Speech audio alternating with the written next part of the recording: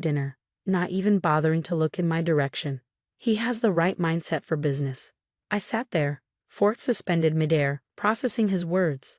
At 32, I'd spent the last decade managing successful restoration projects across New England, while my younger brother could barely keep his checking account balanced. My name is Eleanor Mitchell, and this wasn't the first time my parents had chosen James over me. It was just the most expensive. Dad, I started, keeping my voice steady. I have more experience in property management and... Honey, my mother interrupted, patting my hand like I was still 12. James is more suited for this responsibility. You're too emotional about the estate. Besides, you're always so busy with your little renovation projects. Little renovation projects. Right, because restoring historic mansions and turning them into profitable boutique hotels was just a hobby. James smirked from across the table, already scrolling through his phone. Don't worry, sis. I'll let you visit the estate sometimes. Maybe you can plant some flowers or something. The estate they were so casually discussing wasn't just any property. It was Willow Creek, our family's historic mansion and grounds that had been in our family for 5 generations. The same estate where I'd spent countless hours with our grandfather, learning every secret passage, every creaking floorboard, every story behind each antique piece. When did you make this decision? I asked, though I already knew the answer. The hushed conversations, the mysterious meetings with lawyers, the way they'd been excluding me from family discussions for weeks. It's been in the works for a while, my father replied, finally looking at me. The papers will be signed tomorrow. James will take over as primary heir and estate manager. Tomorrow. They hadn't even planned to tell me until after it was done. I thought about the leather-bound notebook hidden in my apartment, the one Grandpa had given me 6 months before he passed away. Read it when the time is right, he'd said, with that knowing twinkle in his eye. I'd been too grief-stricken to open it then, but maybe now was the time. Well, I said, standing up from the table, I hope you've all made the right choice. Don't be dramatic, James called after me. It's just business. Just business. Like when they used my college fund to bail out James's failed startup. Or when they'd given him Grandma's vintage car collection because he'd appreciate it more. That evening, as I sat in my apartment's window seat, I finally opened Grandpa's notebook. Inside, written in his elegant handwriting, was everything I needed to know about Willow Creek, including details about the estate that my parents had apparently forgotten. The first page contained a letter. My dearest Eleanor, if you're reading this, then your parents have probably done exactly what I feared they would. They've forgotten the most important thing about Willow Creek, its true ownership structure. You see, my clever girl, while your parents believe they control the estate, the truth is more complicated. Years ago, foreseeing this very situation, I created a separate trust. The main house and public grounds may belong to the family, but the estate's most valuable assets, the historic library, the art collection, and the North Woods with their valuable timber rights, are all held in a private trust. A trust that names you, my dedicated apprentice, as the sole trustee. Your parents never bothered to read the fine print, always too busy indulging James to pay attention to the details. But you, Eleanor, you always understood the value of paying attention.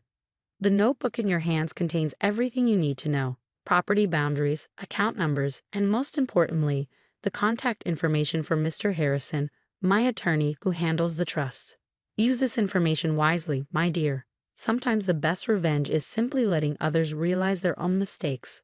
With love and faith in you, Grandpa William. I read the letter 3 times, my hands shaking slightly. All those hours spent with Grandpa, learning about the estate's history, walking the grounds, studying the property maps, he'd been preparing me all along. My phone buzzed with a text from James. Don't be jealous, sis. I'll take good care of your little garden plots. I smiled, running my finger over Grandpa's signature.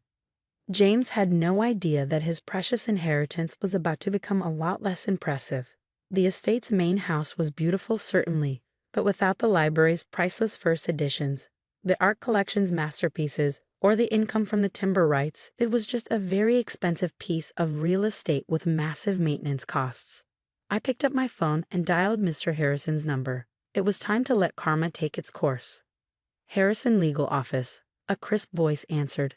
Hello, this is Eleanor Mitchell. I believe my grandfather, William Mitchell, left something in your care for me. Ah, Miss Mitchell. We've been expecting your call. The next morning, I sat in Mr. Harrison's office, surrounded by stacks of legal documents. Each page revealed more of Grandpa's brilliant foresight. The trust wasn't just comprehensive, it was ironclad. Your grandfather was quite thorough, Mr. Harrison said, adjusting his glasses. He specifically structured this trust to activate when the main estate changed hands. Shall we proceed with the notification process? I checked my watch. 10:45 a.m. My parents and James would be at the main estate right now, probably celebrating their signing ceremony. Yes, I replied. It's time. Mr. Harrison picked up his phone and dialed. I could hear my father's booming voice answer on speaker. Mr. Mitchell, this is Theodore Harrison. I'm calling regarding some urgent matters about Willow Creek Estate. Could you gather all involved parties? We need to discuss some overlooked details. 30 minutes later, I walked into Willow Creek's main study. The celebration champagne was still out, glasses half full. James lounged in Grandpa's old leather chair, feet propped on the antique desk. My parents stood by the window, their faces darkening when they saw me enter with Mr. Harrison. What's she doing here? James demanded. We've already signed the papers. Yes, Mr. Harrison said smoothly, you've signed the papers for the main estate. However, there are some additional matters we need to address. He opened his briefcase and began laying out documents. You see, William Mitchell Sr. created a separate trust 15 years ago. This trust holds significant portions of what you probably assume is part of your inheritance, Mr. James. My mother stepped forward, frowning. What are you talking about? What trust? The Mitchell Heritage Trust, I said quietly. Grandpa created it to protect the estate's most valuable assets.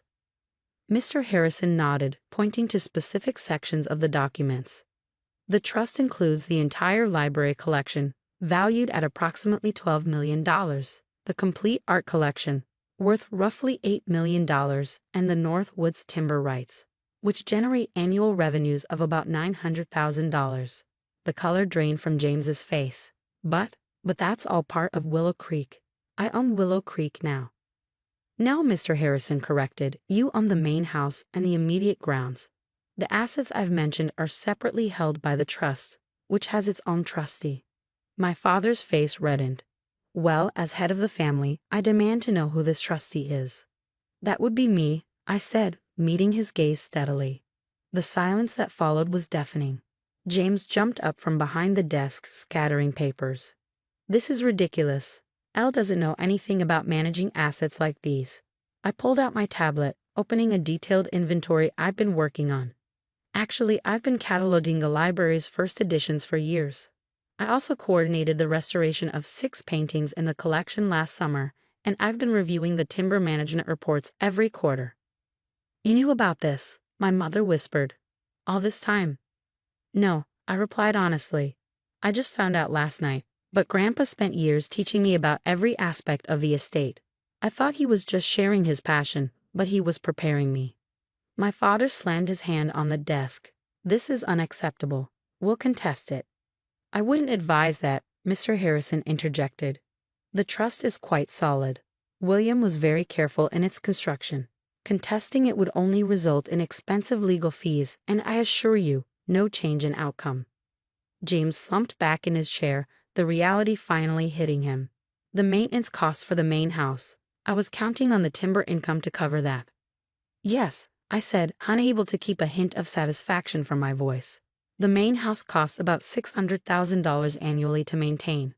Without the trust's income, that's quite a burden. But I'm sure you have a plan for that, given your business expertise. My mother turned to me, tears forming in her eyes. Eleanor, please. We can work something out. We're family. Family? I repeated. Was it family when you gave my college fund to James? Or when you excluded me from every major family decision? No, Mom. This isn't about family. It's about respecting Grandpa's wishes and protecting his legacy. I stood up, gathering my documents. Mr. Harrison, I believe we're done here. Please proceed with the formal transfer of trustee responsibilities. As I walked toward the door, James called out, You can't just leave us with this mess. I turned back one last time. Don't worry, brother. You can visit the library sometimes, maybe read some books about financial management. The look on their faces as I left the study would have made Grandpa proud. Not because of their shock or distress, but because finally someone was going to manage his beloved collection the way it deserved. Walking down the familiar hallway, I ran my hand along the wood paneling, feeling the smooth finish Grandpa and I had restored together years ago. This wasn't just about revenge. It was about honoring his vision and protecting what he'd spent his life building. My phone buzzed with a text from Mr. Harrison. Your grandfather would be very proud. Phase 1 complete. Shall we proceed with Phase 2? I smiled, typing back, yes. Let's show them what proper estate management looks like. Over the next 6 months, I threw myself into managing the trust with the same dedication I'd learned from Grandpa. Under my stewardship, the library was open for guided tours, generating additional revenue while preserving the collection. I partnered with a prestigious art gallery to showcase select pieces, bringing national attention to our family's collection. Meanwhile, James struggled with the main house. Without the trust's income, he'd been forced to open parts of the estate for weddings and events, something our parents had always considered beneath the family's dignity. But dignity doesn't pay property taxes or maintenance costs. One rainy Tuesday morning, I received an unexpected call from my mother. The roof is leaking in the east wing, she said without preamble. James says we can't afford the repairs. I glanced out my office window at the restored gardener's cottage I converted into the trust's headquarters. That's unfortunate. The east wing houses some valuable architectural features. Eleanor, she sighed, can't you help? This is still your family home. Actually, it's James's home now. Remember? He's more suited for the responsibility. The silence on her end spoke volumes. Finally, she said softly, we were wrong. About a lot of things. I let her words hang there for a moment before responding. Yes, you were. But this isn't about being right or wrong anymore. It's about competence and respect. That evening, I walked through the library checking on the climate control systems we'd recently upgraded. The scent of leather and old paper reminded me of afternoons spent here with Grandpa, learning the stories behind each precious volume. A text from Mr. Harrison interrupted my nostalgia. James is looking to sell some of the estate's original furniture. Buyers coming tomorrow. I smiled, knowing what was coming next. Another detail Grandpa had cleverly woven into the trust. Any original furnishings were protected as part of the historic collection, regardless of their location in the house. The next morning, I arrived at the main house just as the antique dealers were pulling up. James stood on the front steps, looking considerably less polished than he had 6 months ago. You can't stop me from selling these pieces, he said as I approached. They're in my part of the house. I handed him a document. Actually, I can. Check the trust provisions. All original furnishings are part of the historic collection, regardless of their location. The dealers, sensing tension, quietly returned to their cars and drove away.